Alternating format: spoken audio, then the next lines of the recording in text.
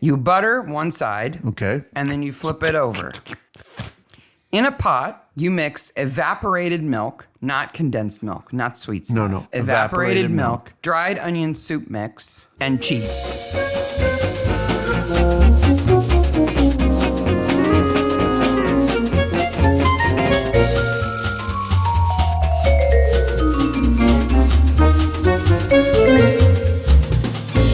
Hey, Maniacs. Hey, Mystery Maniacs. Mystery Maniacs is a comedy recap podcast dedicated to mystery TV. Each week we dig into an episode of a show including the murders, the mayhem, the loonies, and everything else we love. This week, Brokenwood Mysteries, Season 2, Episode 1, Leather and Lace. Which is code word for salacious.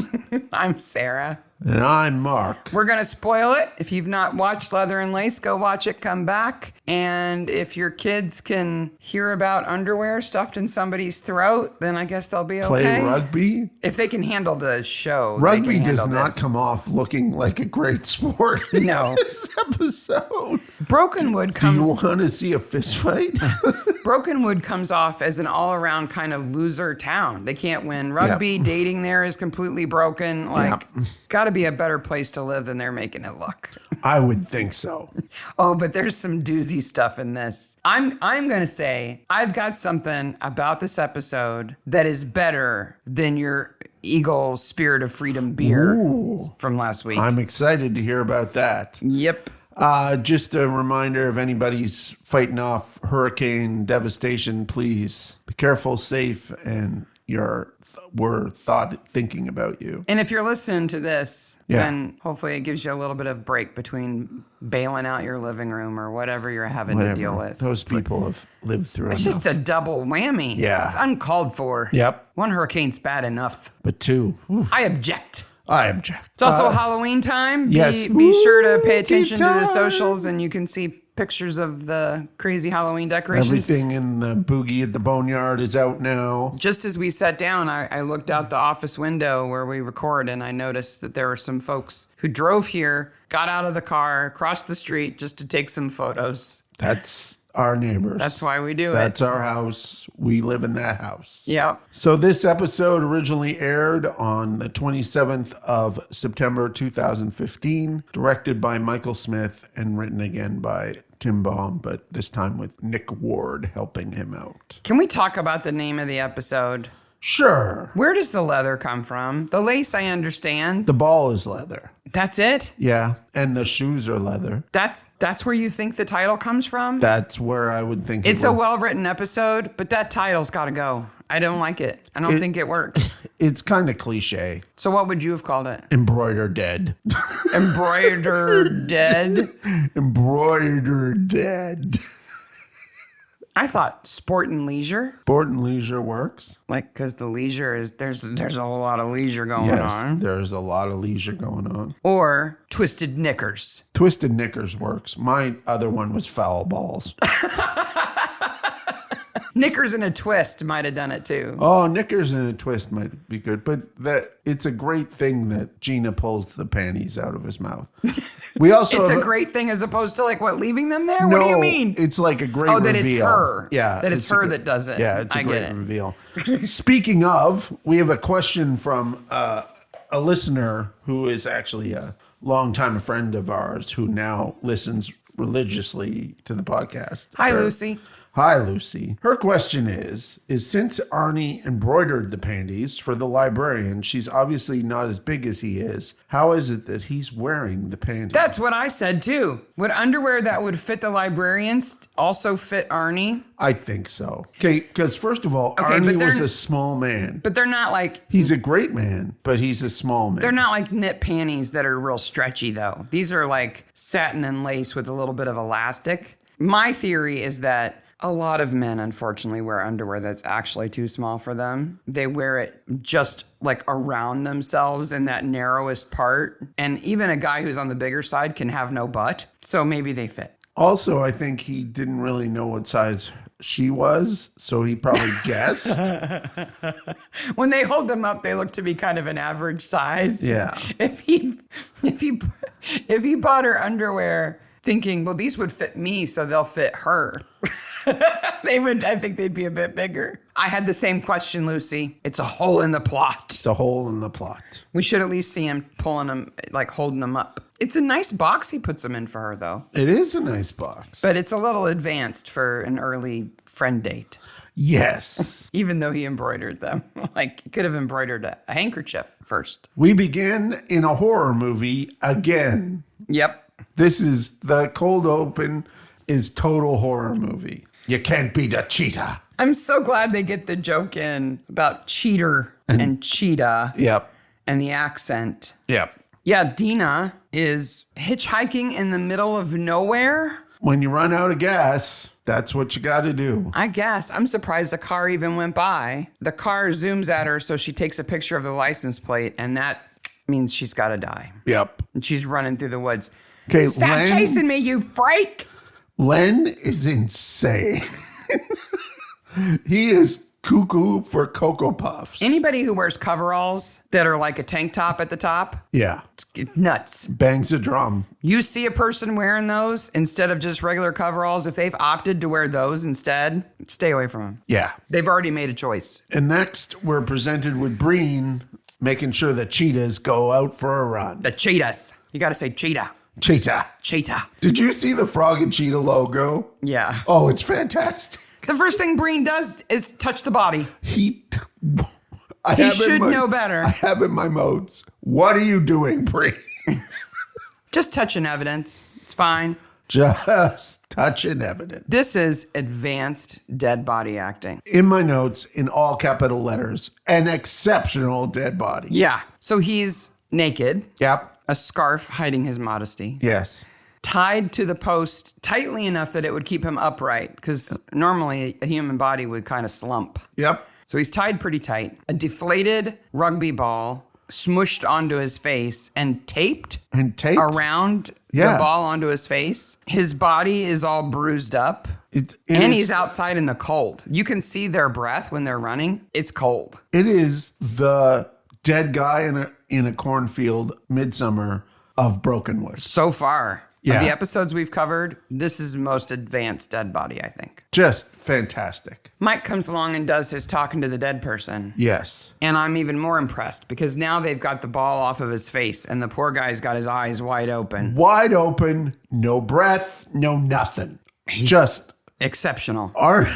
Arnie is the star of this show. Phil Vaughn, the actor who plays Arnie, if you're out there and you're listening, bravo. He should have won some award. You for should this. play dead bodies more often.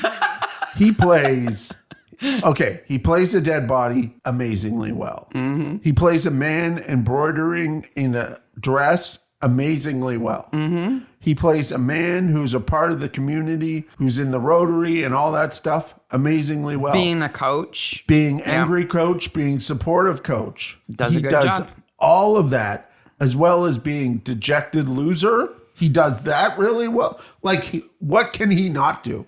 It shows a range. I was just amazed. Mike jokes about a photo on his eyeball Yes. of seeing the last image that Arnie would have seen when he was alive would be imprinted on his eyeball. Yes. Do you know what the name for that is? I don't. I know it's a thing that people thought. Mm-hmm. It's called optography. Optography. And it's an idea that the last thing you see before death is imprinted on your retina. Yeah. And this is a big deal in the 19th and early 20th century. Yeah. I didn't know that there is actually a scientific basis for it. Oh, It's not as crazy as it sounds. okay. So the scientist who came up with it, The crazy part for me always was hollowing at the head, putting a light in it, and using it like a projector.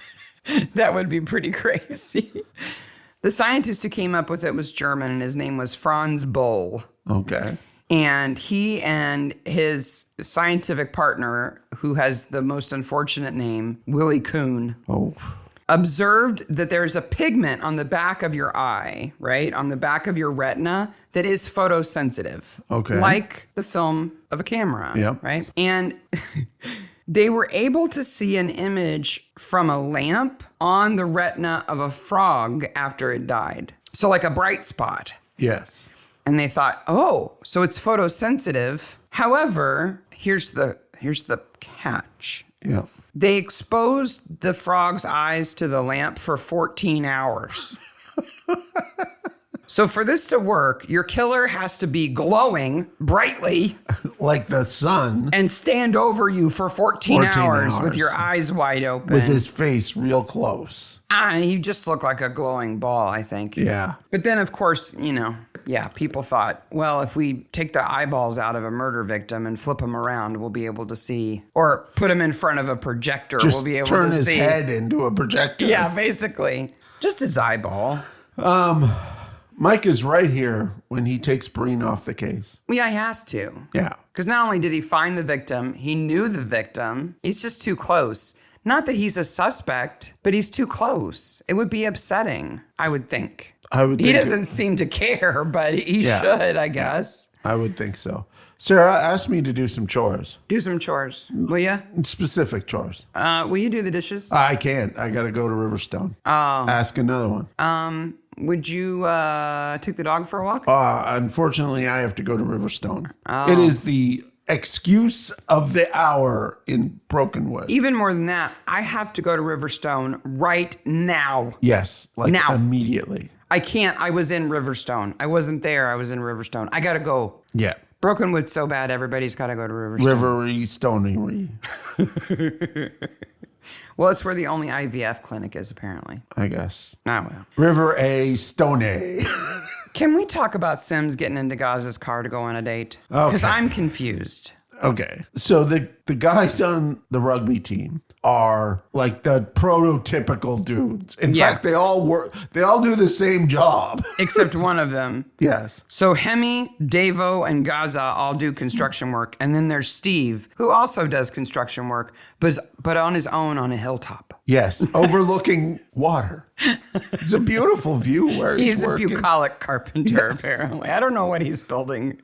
But we get this flashback because Sims has to talk to Gazza, one of the players, and she's like, what a tool he is. Well, she writes down that he's a loser. Yeah, because she said prior introduction to him, they'd gone on a date. When she'd first moved to Brokenwood, she was trying to date, and she went on a bad date with Gazza. Right? I love that she has a floofy dress on. She looks nice. She does. It's a green silk shirt dress. She looks nice. I have to think they'd met prior to her getting into his car, because she wouldn't just get into a stranger's car. If you're going to go on a first date with a stranger, you meet them someplace. Yes. Like a coffee place or something. You don't just get into the car. And when she gets in the car, she says, "Hi, Gazza." So she's met him. Yes, and I think 5 minutes before this, when they were arranging the date, would get Gazza out of the running anyway.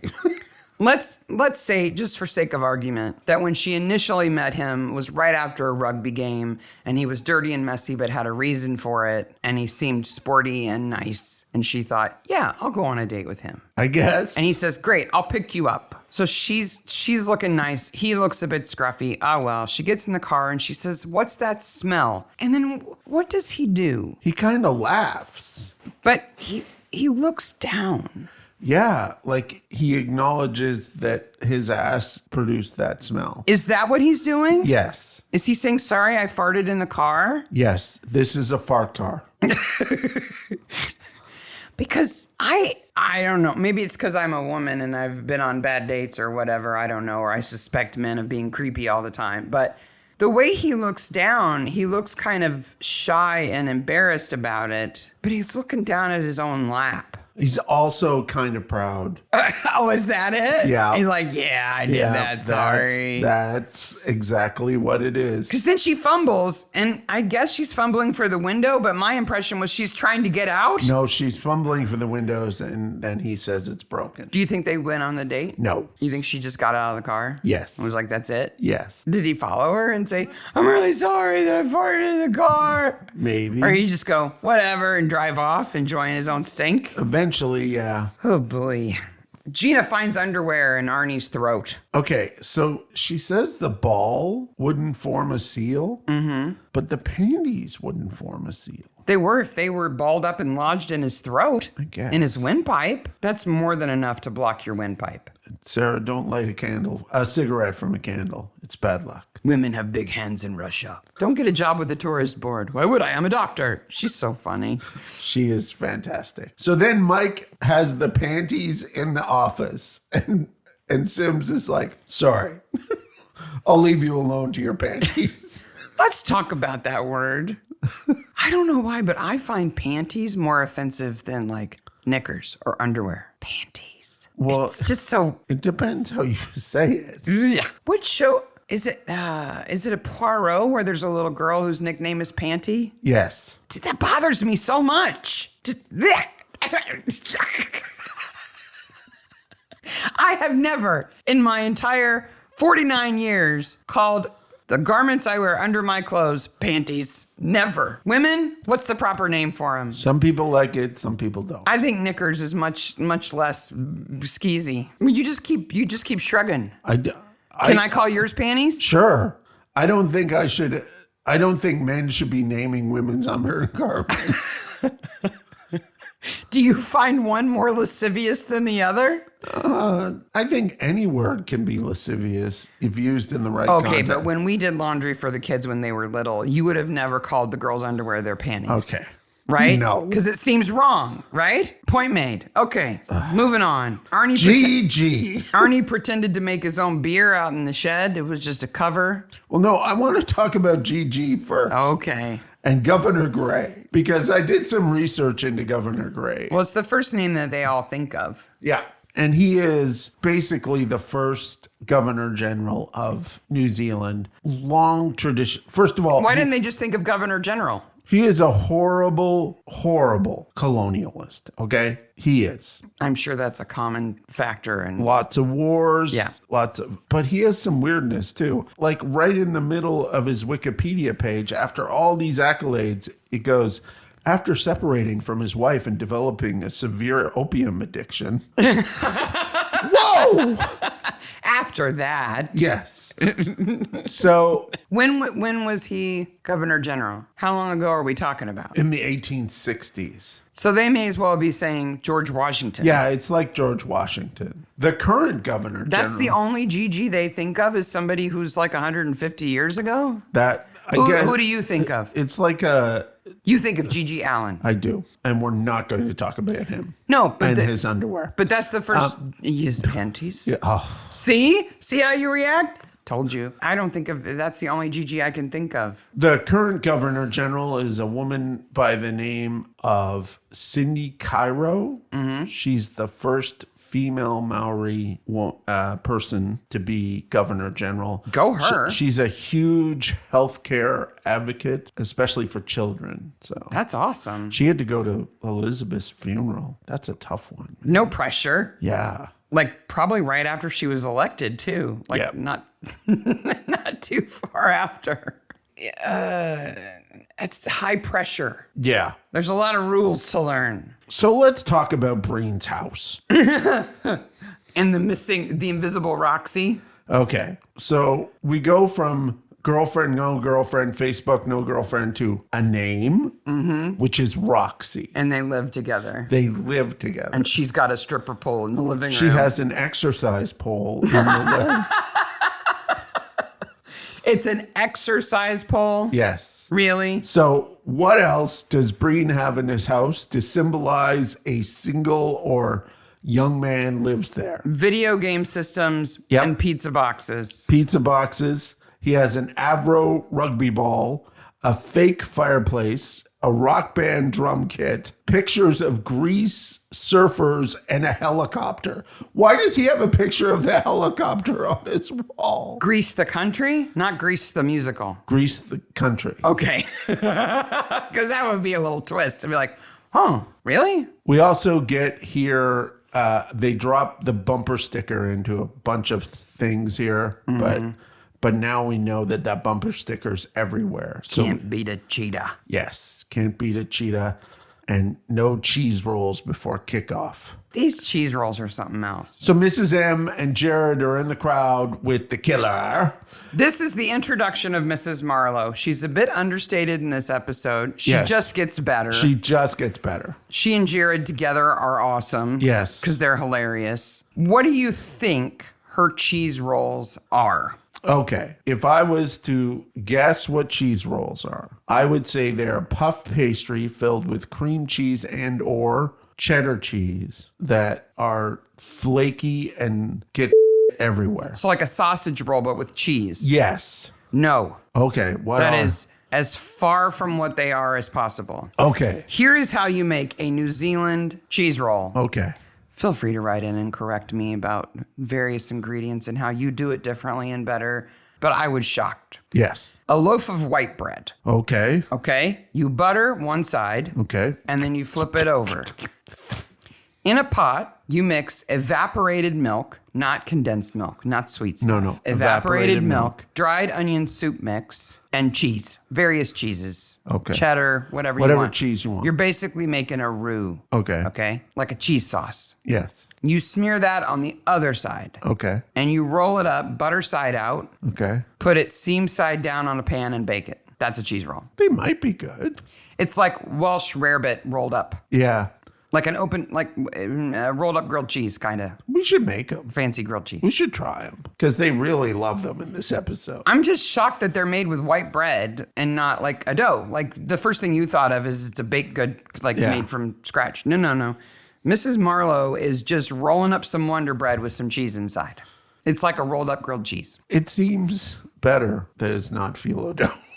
Yeah, you don't like that kind of I dough. don't like that kind of thing. So Arnie wasn't the typical coach for rugby. Rugby is a very violent game. It's an aggressive game. Every showing of rugby in this show is of people beating the crap of each other or killing each other.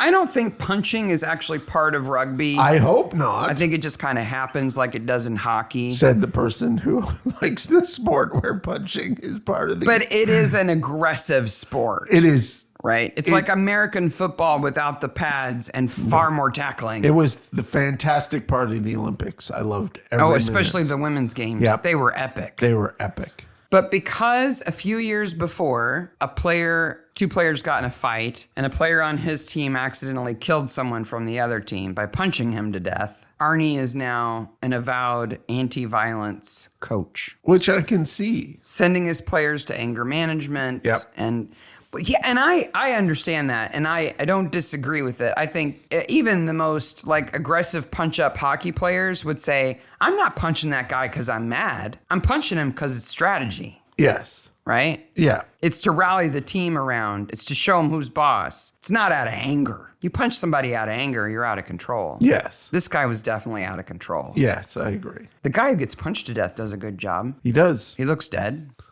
But Yet since another great dead body in this episode. Since then, Arnie's approach is different. Yes. He's taken a different tact. He started embroidering or something. The Frog and Cheetah is described as an aspirational bar. What the hell does that mean? I don't know, but later Ray puts up the greatest poster of all time.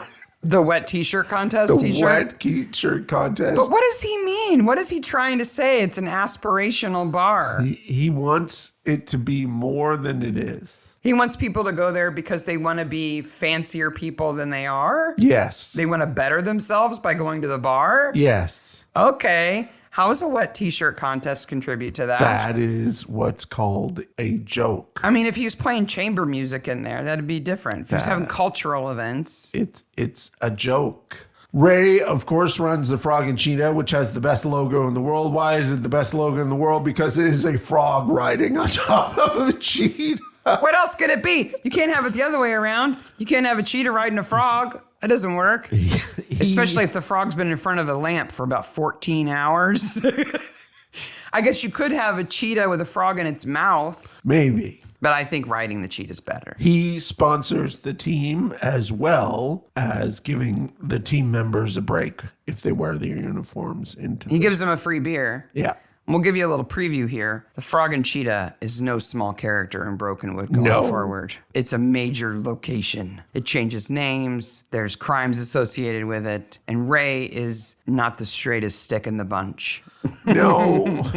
he's going to commit some crimes. His sister is even worse. Ray is not a mean-spirited criminal. He is an opportunist businessman. He'll bend the rules a little bit. Did you see what it said on the bottom of the wet t-shirt contest sign? No. So there's a line I couldn't read at the bottom that says win and then there's a string of text. I really wish I knew what that said because I bet there's a goof in there.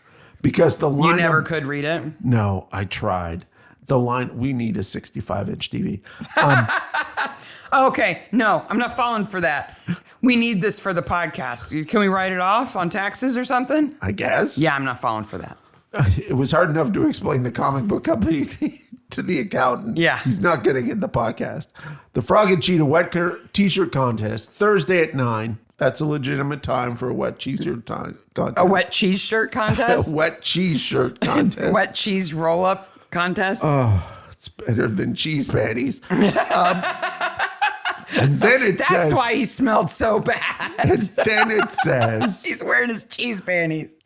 Then it says what? BYO shirt. BYO shirt. T-shirt. Bring your own t-shirt. That's legitimate, though, because there are some wet t-shirt contests where the t-shirt is provided so that everybody has the same t-shirt. And it's a thin, cheap white t-shirt. I understand all of that, but that is a goof that they're having fun. Wet t-shirt contests in general are shameful. The fact that they're making a wet t-shirt contest joke in 2015 is shameful. It should be men only. Like... The Mrs. establishment, Marlowe, except for Mrs. Marlowe, she should participate because that would be hilarious. The establishment I worked in college, in which young ladies removed their clothing, they didn't even have wet t-shirt contests. And this was in 1990. He was just the DJ. I was just the DJ. So we know that Dina's car, so Dina got catfished, right? Yeah. On a dating app. She thought she was going to Brokenwood for a date, but really she was just being tricked by a 13-year-old girl playing a joke. So she leaves town. Her car runs out of gas on this little road out in the middle of nowhere. She gets chased through the woods, and then they find her dead. So now we've got 2 dead bodies. And they do some good detecting here. Yeah. Some good detecting work. Following footprints and finding her shoes. I like that they bet whether or not she ran out of gas or her car broke down. Because her hood wasn't up. That's an absolute good thing. The rugby boot holes are great. Mm-hmm. And I love her dead body. Another exceptional dead body. She's lying in the mud right by the water. Okay, but it's weird to say I love her dead body. No. It's good dead body acting. It's fantastic dead body. Done by Julia Hyde, the actress who plays Dina. Yeah. Yeah, she's convincing. And I've as soon as she takes off running in those shoes, I'm like, oh, girlfriend, this is not going to go well for you. Yeah. When she's walking on the road in those shoes, I feel bad for her. Yeah. Mike finds the dead body and Sims has to tell Dina's parents, and we go back to Breen's house, and I am stuck. Oh, because of his weird t-shirt? Because I'm in love with Breen's weird t-shirt. Well, I noticed it, and I didn't look into it because I knew you would. It is a 1991 t-shirt from the band The 3Ds, a New Zealand rock and roll band. Are they on Smoko? Oh, they're on Smoko. Advertising the tour for their fishtails / swarthy songs for swabs. Are they a pirate band? No. That t-shirt is of a picture of zombie pirates attacking Tintin and the Captain and Snowy. If you know anything about Belgian comics, these are icons. Wow, we're so deep in a hole already. Are you saying it's a cool shirt? Is that what you're saying? It is a super cool shirt. Okay. And they have a song called Hergé, which is the guy who created Tintin, on this record. As they should. They should also get sued for using Tintin. Now, Sarah, I'm going to tell you how good this band is, because I listened to this whole record. Mm-hmm. Okay, 15 songs. Mm-hmm. How long is the record? Well, the songs will be like 3 minutes apiece. So like 45 minutes. 36 minutes and 39 seconds. For the whole record? Brishness. Get down to Brishness. You play a 2-minute song and you're out. 15 songs, 36 minutes and 30 So what does it seconds. tell you about Breen that he likes this band? I think because there are two people in this band who are comedians, and we know the actor who plays Breen is a comedian. I bet you he knows them. So you think this wasn't from wardrobe? This was his T-shirt? I think it's a T-shirt that he owned. And he wanted to wear it. Yeah.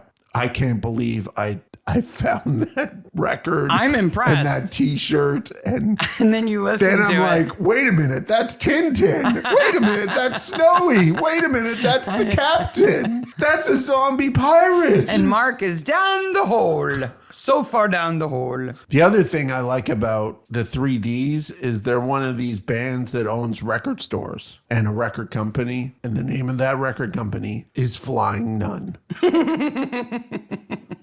They sound like they have a good sense of humor. They sound like a great fun band. Comedians to go in the see. band makes sense. Yep. He's painting the spare room because Roxy's making noise. Are we just supposed to hate her without ever seeing her? I think we see her once at the end. I know, but at this point, are we just supposed to dislike her? Is that it? I think we're supposed to think she is a unserious girlfriend for Breen that allows them to make fun of him. Yeah. And we So find out Lynn's brother is the guy who killed the guy. And then he the guy who killed the guy. okay. Len's brother was the rugby player who accidentally punched the other rugby player to death. Yes. And afterwards killed himself. Yes. And Arnie says, it haunts me. There's a ghost on the sideline. That's a good line because of the way it comes back later.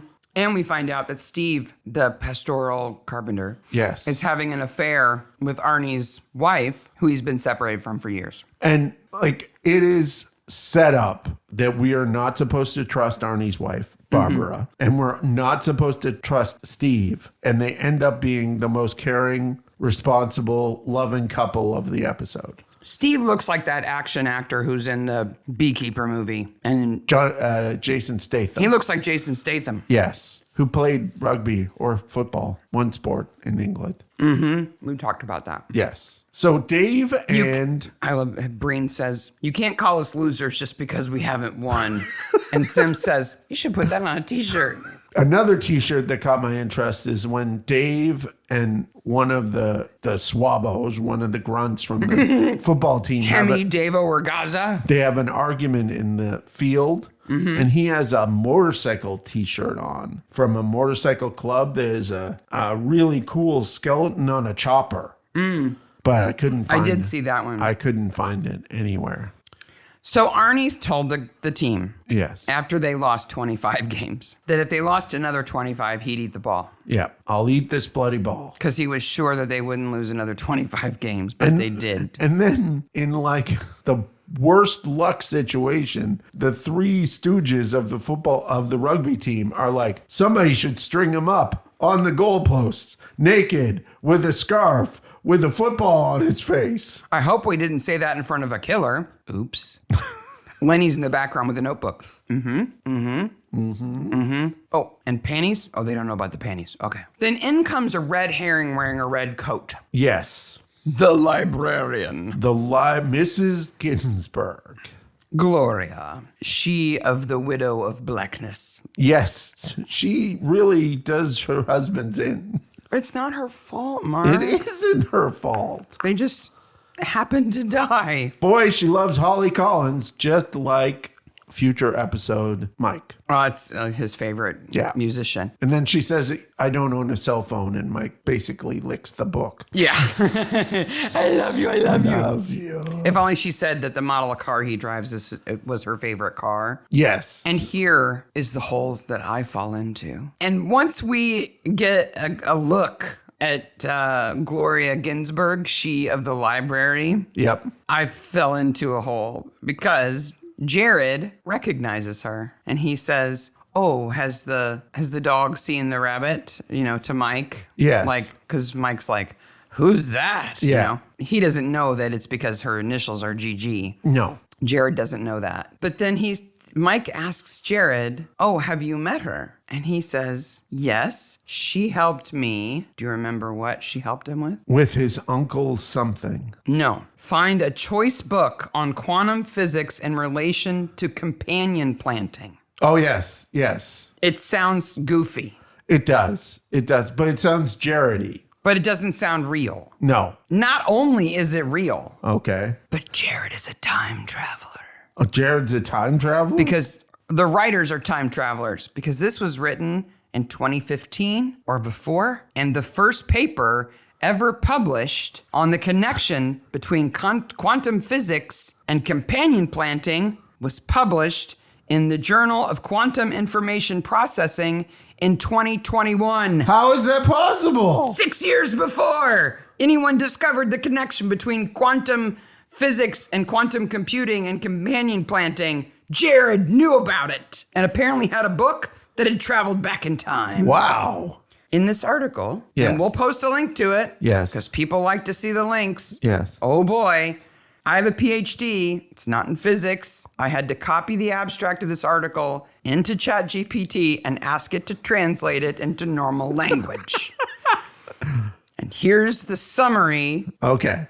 Quantum computing is used to solve problems in companion planting with 18 plant species, optimizing the problems for benchmarking quantum annealers. Okay, this is the bottom line is this article proves that quantum computing is powerful enough to optimize companion planting. And companion planting is Planting. I have these 16 other plants around my vineyards. No, which plants are best to plant near each other because of the way that they complement one another in the nutrients they use and the kind of pollinators they attract. Okay. Cool.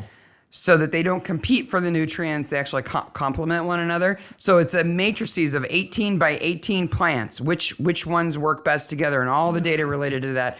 And they used a quantum computer to solve this. Now, do you think the writers just made it as a joke? Yeah. And it came And it's through? real. Wow, that's fantastic. And I looked through the bibliography of this article to see if there were any older articles that it's referencing. Yeah. No, none. None. This is, as far as I can find, the only combination of any kind of quantum physics and companion planting, and it's 6 years after this That's episode. Fantastic. I thought it was brilliant. Yeah, And yes, they do plant rose bushes at the ends of vines for the very reason that Jared talks about. I'm sure all the wine stuff is right on. They're canaries, basically. Yes. Because they're more susceptible to the things that kill vines. Yeah. So they get it first. Okay. Yeah. So there's two little things I want to talk about here. And they're not related to the plot at all, but they are bigger things. First of all, it's three things. One, the bullhorn is not in this episode. It's gone? We're past bullhorn. Okay. So, because when Baldy's in the office, you see the whole office and the bullhorn's not there. Season 2, no bullhorn. No bullhorn. Okay. Second of all, Sims has a nameplate on her desk, which is underneath her monitor. Does she need to be told who Kristen is? Is it aiming at her? It's aiming at her. Like she can see her own name, but nobody else can? Exactly. She touches it. I'm like, why is that even there? What's my name again? Oh, yeah. That's it. But the best part is the coffee story continues here. Because they go to Breen's and he makes coffee and he says it's just a plunger and whatever beans. What do we call that? A cafetiere? Yeah.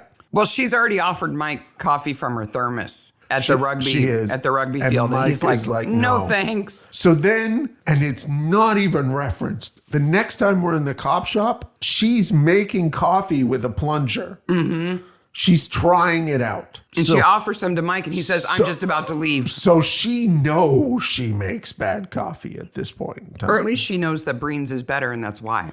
Well, she says it's better, but she does not succeed. Her coffee is still bad. What is Kristen doing to the coffee? I don't know. I mean, it's just coffee and water. I mean, how can you mess it up? I don't know. I mean, you could let it brew for too long or not long enough, but that's it. You can make it too strong or too weak. That's it. It's really hard to burn coffee. Mm-hmm. Especially in a cafetiere because you don't even put it on the heat. Yeah. You pour boiling water in it.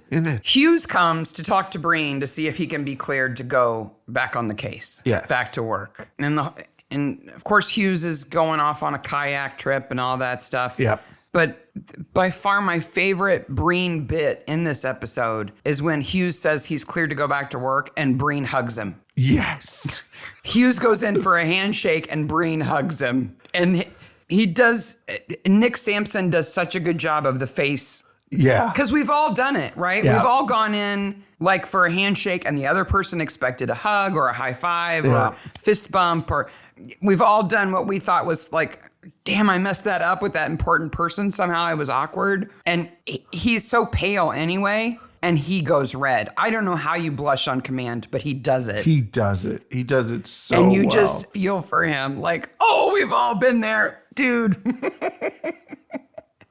He's lucky that Hughes is kind of cool and laid back. Breen goes to get books about embroidery and they're missing. They're missing, but I did notice that they have the correct Dewey Decimal number for the embroidery books on them. Oh, that's not hard to do. But they haven't been checked out. No. Ooh. I don't know if Gloria Ginsburg would be so open about somebody's borrowing history. In the U.S., that's pretty top secret stuff. It is. Even when somebody's dead, you kind of got to have a warrant to find out what books. Because your right to check out books from the library and for people to not know what you're checking out is very protected. But you see, Mike has eye crinkles and likes country music. Oh. And you think her like of country music is genuine and not just part of her Black Widow powers? I don't know. Why does she say that people would call her the choker? I don't know, but she's a dangerous librarian. I could not disagree more. I think she's fantastic. I wish Mike formed a relationship with her. I think they're fun and cool together. And not as cool as Breen in the Sewing Circle. Well, Breen in the Sewing It's the most embarrassing thing I've ever done in my entire life. Mrs. Marlowe just takes those knickers right out of that bag, practically puts her face on them. Well, every embroiderer has their own signature, like a fingerprint. Okay, no, they don't. No, they don't. She is... Mrs. M is totally the Midsummer Watcher of the Brokenwood. Of Brokenwood. Yeah.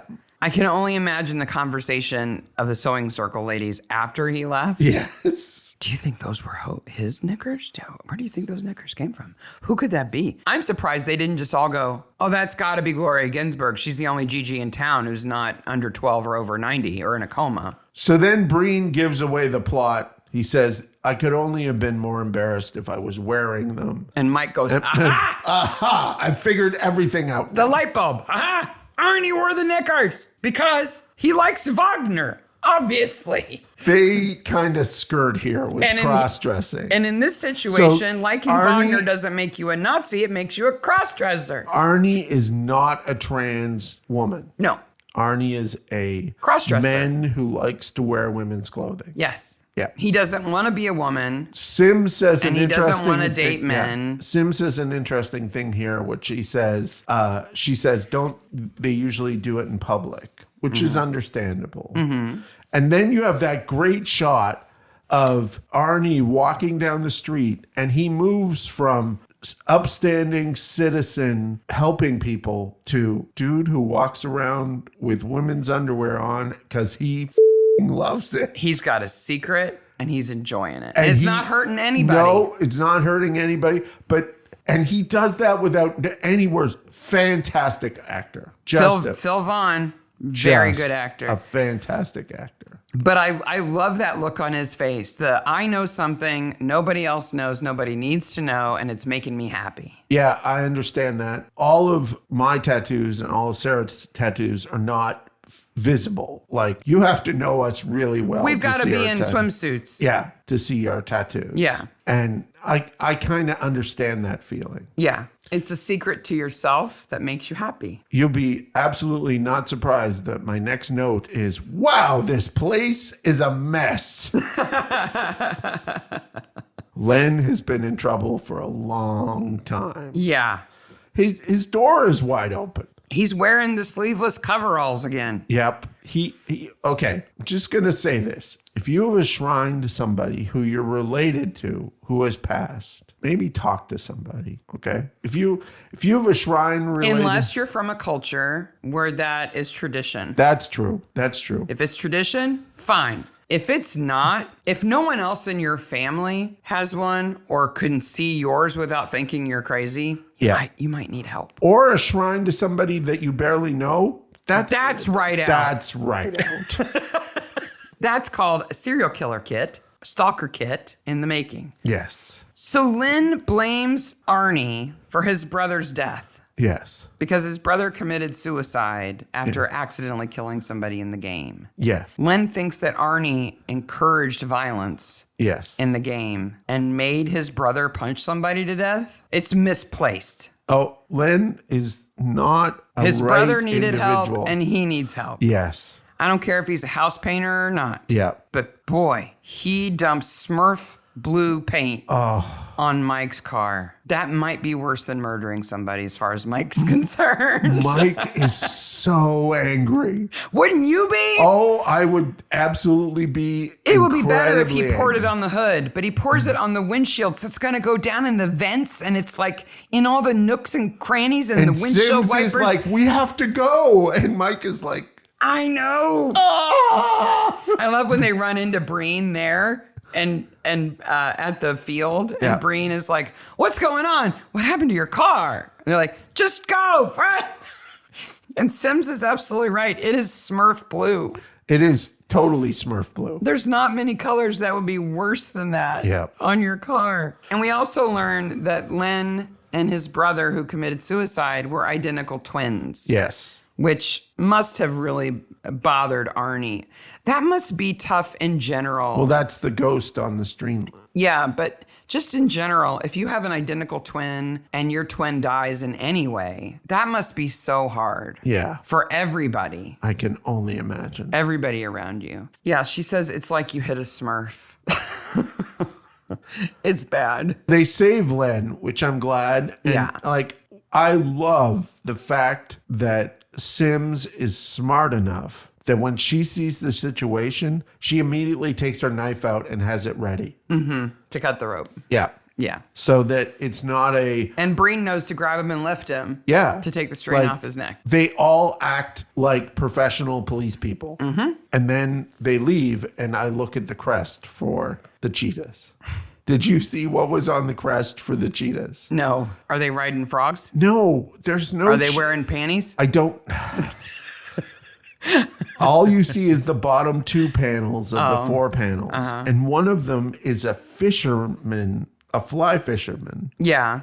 And the other one is grapes. Isn't that crest on the sign leading into town that we see in the first episode? Oh, I don't know. I'm going to have to go back. You know who the real loser in this episode is? Dina. Dina got screwed everywhere from Wednesday. Oh my All God. she wanted to do was meet somebody nice and go on a date. Oh, Not only did she not go on a date, she got catfished by a 13-year-old girl, and then she got killed just because she dared to take a picture of the license plate of a guy who tried to run her over. When she's wandering around the bar, the frog and cheetah, it looks so sad. She's surrounded by losers like Hemi and Davo, Gazza, Stinky Gazza. He of the cheese roll farts in his car. Yeah, I mean, she must have driven into Brokenwood and found out that there was no date and went like, how soon can I get out of here? Yeah. And then her car runs out of gas. Like, Yeah. Yeah, you should have been paying attention to the gas gauge, but she's had other things on her mind. Mike's ex-wife who thought it was extra full.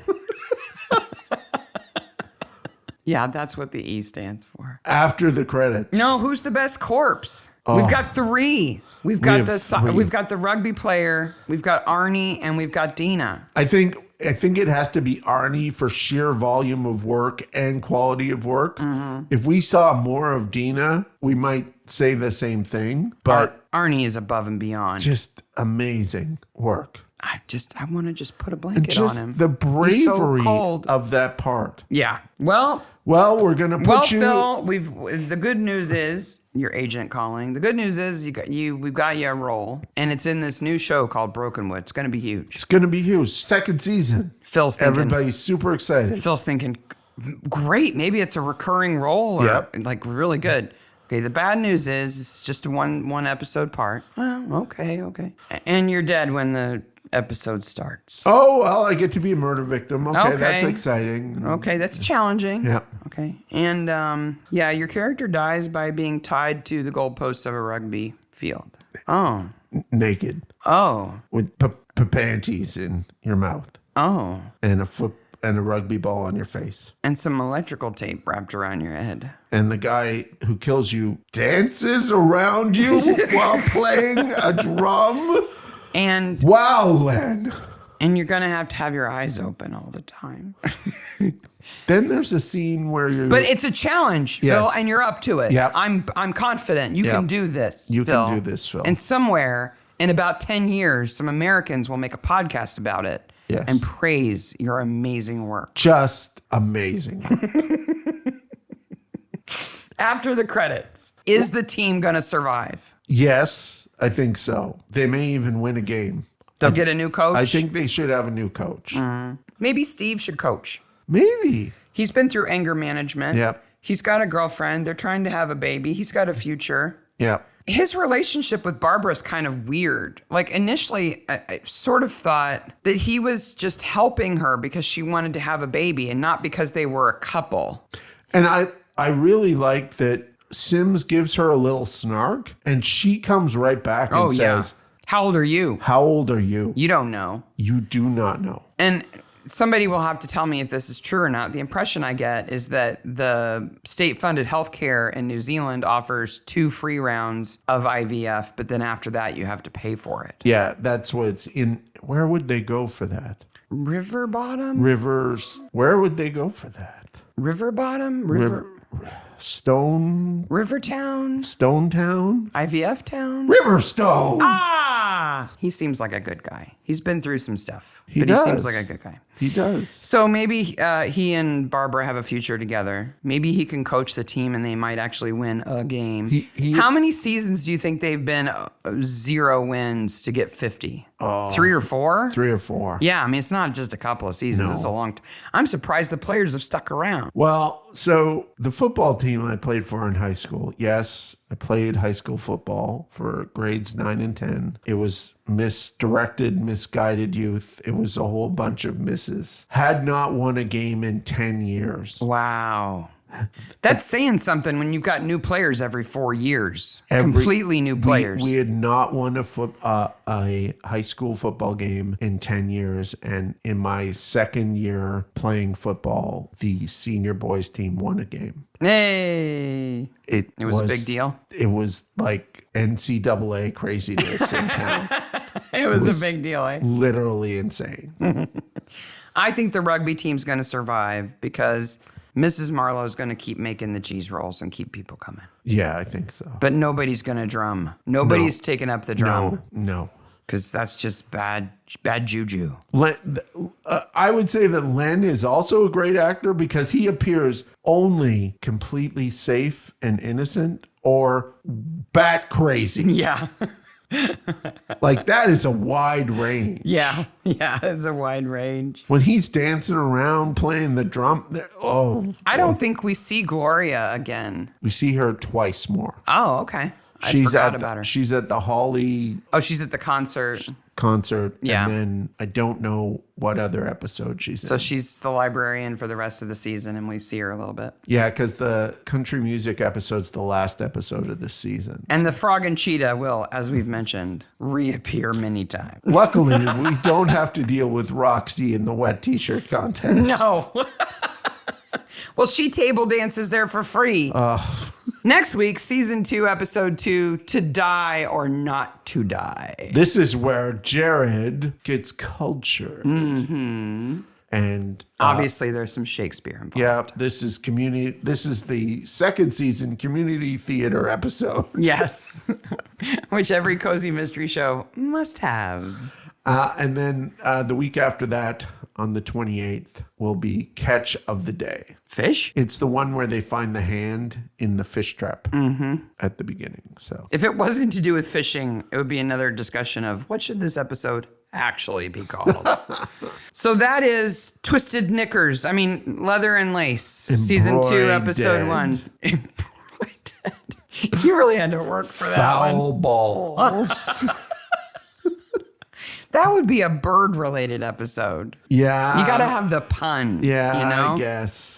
I guess. Well, I hope you enjoyed that. We did. Remember, Jared's book is a time traveler, quantum physics in relation to companion planting. Stunning. It's out there. Absolutely We'll stunning. post a link to the article to prove it. Yep. Bye, Maniacs. Bye, Maniacs. Thanks for joining us on the Mystery Maniacs podcast. If you enjoyed our crazy podcast today, don't miss out on future episodes. Follow us on social media for updates, behind-the-scenes content, and exclusive sneak peeks. Subscribe, like, and share to spread the word. Bye, Maniacs. Okay, we'll do your whole, and then we'll do the other thing I noticed here. You really want to say it that way? No.